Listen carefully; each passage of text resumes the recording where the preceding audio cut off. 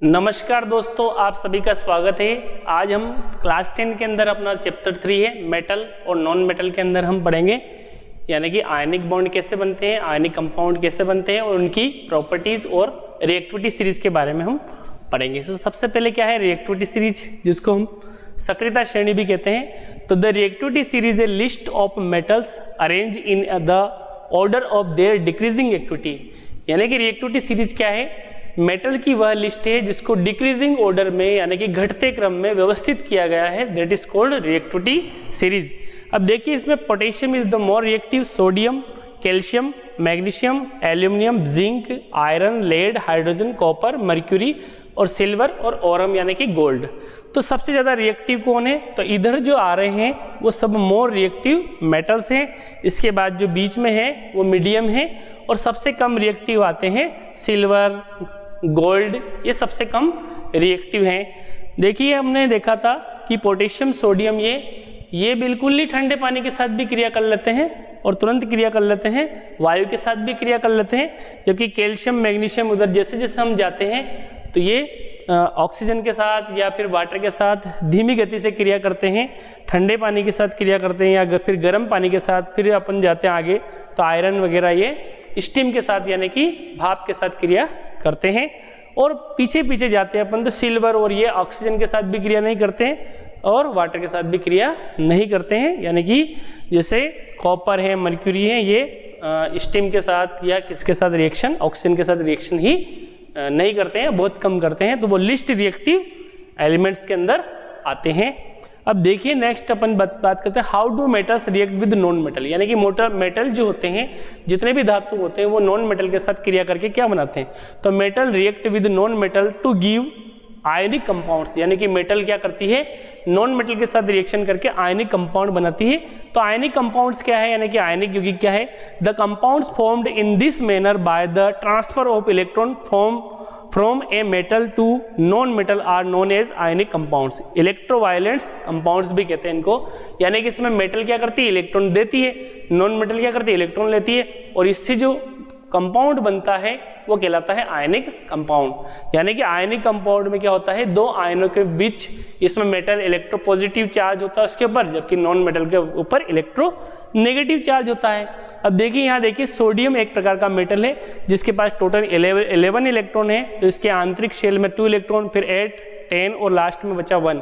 तो यानी कि सोडियम क्या करेगा Na+ बना के 1 इलेक्ट्रॉन बाहर रिलीज कर देगा और 2-8 विन्यास प्राप्त कर लेगा। इसको हम एनर्जी देंगे तभी जाके इलेक्ट्रॉन्स रिमूव कर देगा। जबकि क्लोरीन के पास जो टोटल 17 नंबर पे आता है 17 पे 287, ये 1 इलेक्ट्रॉन एक्सेप्ट करके या ग्रहण करके क्या बना लेता है Cl- कॉन्फ़िगरेशन प्राप्त कर लेता है और एनर्जी इसमें प्राप्त होती है अपने को और 288 विन्यास प्राप्त हो जाता है। अब देखिए ये जो पॉजिटिव चार्ज वाला जो मेटल्स हैं और ये जो नेगेटिव चार्ज वाला मेटल है, दोनों जब आपस में एक दूसरे के पास आएंगे Na+ और Cl-, तो ये बना लेते हैं NaCl। क्या बना लेते हैं NaCl, जो कि एक प्रकार का क्या है साल्ट है, that is called ionic compound. ये एक प्रकार का आयनिक कंपाउंड है। अब दूसरा एग्जांपल लेते हैं अपन मैग्नीशियम क्लोराइड का। तो किस तरह से MgCl2 बनता है, यानी कि मैग्नीशियम क्लोराइड का निर्माण कैसे होता है। अब देखिए Mg जिसका जो इलेक्ट्रॉनिक विन्यास है 282, जिसको एनर्जी देने पर Mg+2 या Mg2+ और 2 इलेक्ट्रॉन रिमूव हो रहे हैं इसमें, यानी कि 28 का विन्यास प्राप्त हो रहा है। आउटर मोस्ट शेल में ऑक्टेट कंप्लीट हो रहा है। इसी तरह से Cl 2 Cl लेंगे अपन यहाँ पे, क्योंकि एक Mg 2 इलेक्ट्रॉन दे रहा है और एक Cl 1 ही इलेक्ट्रॉन लेता है। तो 2 Cl लिए, 2 इलेक्ट्रॉन एब्जॉर्ब किए इन्होंने या 2 इलेक्ट्रॉन्स इन्होंने ग्रहण किए, तो क्या बना 2 Cl- और 288 का विन्यास प्राप्त होगा। अब देखिए एक Mg और 2 Cl यानी कि Mg+2 + 2 Cl- बराबर बन जाता है MgCl2, यानी कि मैग्नीशियम क्लोराइड का निर्माण होता है, जो कि एक प्रकार का क्या है आयनिक कंपाउंड्स का एग्जाम्पल है। इसी प्रकार से देखिए कैसे NaCl बना और कैसे MgCl2 बना। Na के आउटर मोस्ट शेल में 1 इलेक्ट्रॉन है, जबकि क्लोरीन के पास टोटल कितने इलेक्ट्रॉन है 7। तो 2, 4, 2, 6 और 7, इसको कितने चाहिए स्थायी विन्यास के लिए, इसको 1 चाहिए। तो ये सोडियम दे देता है। तो सोडियम के पास पॉजिटिव चार्ज और जबकि क्लोरीन के पास नेगेटिव चार्ज, इसके पास टोटल इलेक्ट्रॉन कितने हो गए 8 इलेक्ट्रॉन हो गए। तो इस तरह से क्या बना सोडियम क्लोराइड बन गया। इस तरह से मैग्नीशियम का आउटर मोस्ट शेल में कितने इलेक्ट्रॉन है? 2 इलेक्ट्रॉन है, जबकि क्लोरीन के पास कितने इलेक्ट्रॉन है? क्लोरीन के पास 7 इलेक्ट्रॉन है, 2, 2 4, 2 6 और 1 7, इस तरह से दोनों के पास 7 इलेक्ट्रॉन है। अब क्या होगा, Mg क्या करेगा, दोनों इलेक्ट्रॉन दे देगा, 2+ आ जाएगा, और क्लोरीन के पास कितने इलेक्ट्रॉन हो जाएंगे? दोनों जगह 8 इलेक्ट्रॉन हो जाएंगे, और इसके ऊपर नेगेटिव चार्ज हो जाएगा 2-। तो इस प्रकार से MgCl2 का निर्माण होता है और वहाँ NaCl का निर्माण हो रहा है। तो आयनिक कंपाउंड के एग्जाम्पल कौन कौन से हुए? सोडियम क्लोराइड और मैग्नीशियम क्लोराइड, ये आयनिक कंपाउंड के एग्जाम्पल है। अब इनकी प्रॉपर्टीज देखेंगे अपन, आयनिक कंपाउंड की प्रॉपर्टीज कैसी होती है।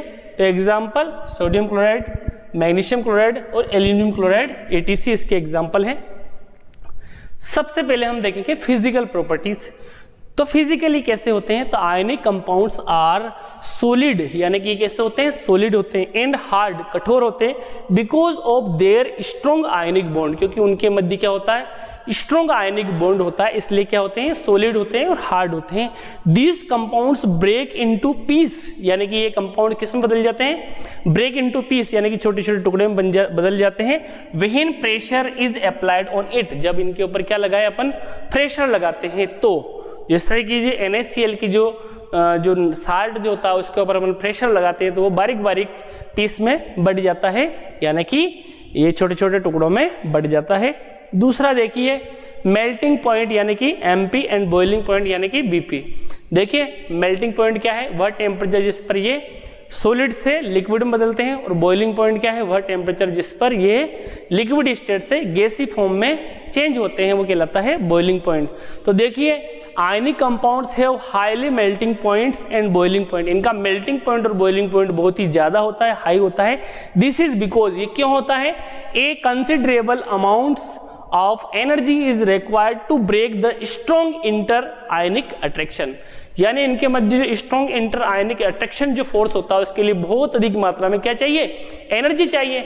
तो बहुत अधिक मात्रा में एनर्जी चाहेंगे तो इनका मेल्टिंग पॉइंट ज्यादा होगा, यानी कि ज्यादा एनर्जी पे जाके ये मेल्ट होंगे, पिघलेंगे, और ज्यादा एनर्जी पे जाके ज्यादा उष्मा लेने के बाद ये क्या हो जाएंगे? बॉईल होंगे, यानी कि लिक्विड से गैस फॉर्म में बदलेंगे। यानी कि जो अपने जो आयनिक कंपाउंड्स होते हैं इनका melting point, boiling point high होता है, अत्यधिक होता है। तीसरा बात करते हैं सोल्यूबिलिटी, यानी कि विलेयता, जिसको घुलनशीलता भी कहते हैं। तो ionic compounds are generally soluble in water, ये किसके साथ डिजोल्व होते हैं? वाटर के साथ तो घुल जाते हैं, जैसे साल्ट वाटर के साथ आसानी से डिजोल्व हो जाता है। And insoluble in solvent such as kerosene, petrol, यानी कि किसके साथ इनसोल्यूबल है?